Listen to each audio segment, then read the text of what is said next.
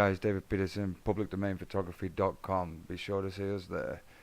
I'm going to show you how to use color overlay today. Enter in text, that is. So enter the text as a separate layer. Double click. Select color overlay. Just make sure you highlight it so it turns blue. You can choose the color that takes your fancy.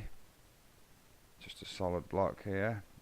You can see the gradients in another tutorial. Find the perfect color that suits your needs. Click OK. Click OK. And there you go, guys. Color overlay. Thanks for watching. See you at publicdomainphotography.com.